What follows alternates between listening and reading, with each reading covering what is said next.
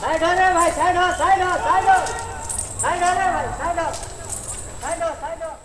নমস্কাৰ মই মুন্মি হাজৰিকা দেৱী আপোনালোকক এটা অন্য ভিডিঅ'লৈ স্বাগতম জনাইছোঁ।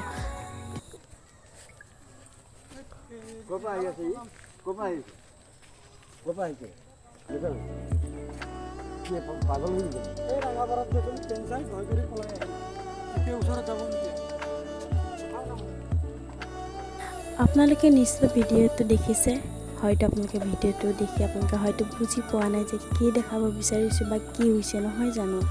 আপোনালোকক মই সেইটোও কৈ আছোঁ শুনক। হাতীটোৱে আমাৰ ঘৰৰ ওচৰতে অলপ ক্ষতি কৰিছে, মানুহ খেদিছে, গাড়ী উভতাই পঠাইছে ৰাস্তাৰ পৰা আৰু গাড়ী ভাঙিও দিছে।